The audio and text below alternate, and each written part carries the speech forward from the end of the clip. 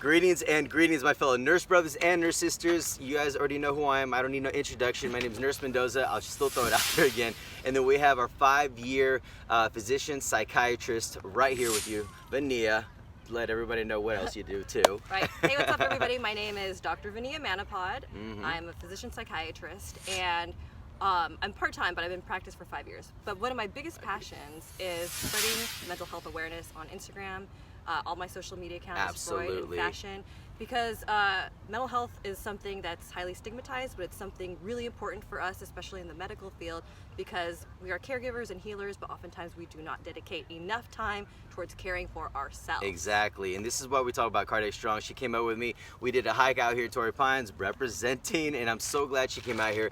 And this is actually for not even for all my runners or joggers. It's for anybody that's even a couch potato. Just that way you can decompress your stress instead of going out drinking, eating, and all that other bad things that we shouldn't be adding onto our schedule. So when we go take care of our patients, especially us nurses and also doctor psychiatrists, we have to deal with our patients in different situations and backgrounds.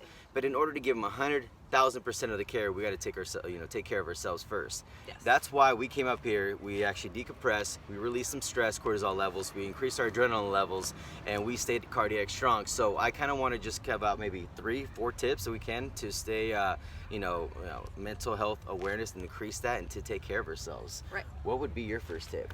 My first tip is there's a lot of different tips out there, but find what works best for you. Yes. To decompress. Ooh, I like that. Because meditation might work for someone, prayer might work better for someone, just chilling on the couch for a little bit to just relax might work for somebody. Find what works for you to separate work from home. Absolutely. And what do you actually do to help to decompress? What do I do? If it's Netflixing and chilling, it's okay, because sometimes I watch movies too. I actually do sit on the couch and watch reality TV, but oh, nice. I like to just do my grocery shopping. It kind of makes me kind of, especially after work. Yeah, no, that's the best way to do it. You just kind of cruising and just throwing things in the basket. I mean, something simple like that, but it doesn't have to be extravagant. But I like to exercise too and do yoga. So definitely what she was saying, like shopping, going out, like do you talking about grocery shopping? No, just anything that takes your mind off of work. That's smart. That's actually great. That way you don't have to keep thinking and reiterating what happened during the day. Yeah, exactly. I guess that's a great tip. That's number one. The second tip I would have to say on my part, you guys already know, Cardiac Strong, I love to run at least 3 to 4 times a week. That's a lot. Don't do that if you guys are couch potatoes or you're just beginning, a novice runner. I would definitely say start at your own pace, know your own body, and just decompress. And that's the best way, because when you start breathing really hard, you start forgetting about all your problems, and all you think about is that next breath. That's why I love to run. So that's the second tip. Go ahead, and Vinny, if you have another. I would say my third tip is to stay connected with other people.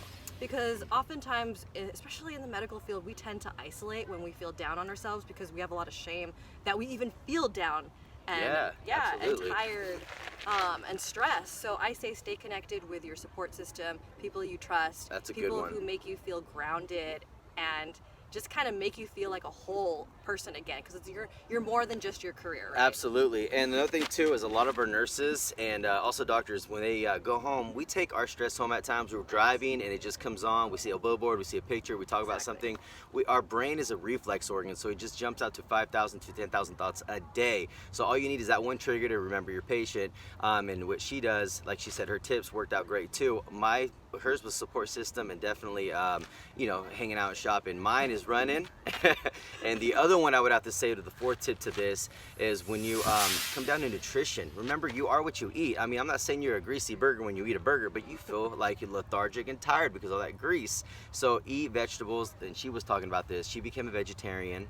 What else did you become? I cut out gluten just because I found that it made me feel better. I don't care, diets are different for everybody, but just find what makes you feel good. Yes, and sometimes I'll throw in, this is kind of random, some water, some lemon juice. I'll take my multivitamin. I'll have a big breakfast if I can in the mornings, and I just start off with my morning really great. Coffee actually helps for me. Caffeine, of course, it increases a lot of your adrenaline levels, so that way your dopamine levels go up a little bit, you feel happy, you're excited, and you get that morning going. I guess that's good 4 tips. You want to maybe I think that's a good start. Yeah, that's great. I mean, my fellow nurse brothers and sisters, remember, don't forget to follow Freud and fashion. And fashion. Yes, I'll put the link on the bottom, guys. Please, my fellow nurse brothers and sisters, I will see you guys soon. So don't forget to stay cardiac strong. Ciao. We love you guys. Peace. That was great. Got our adrenaline running, so let's keep it going. Keep going. All right.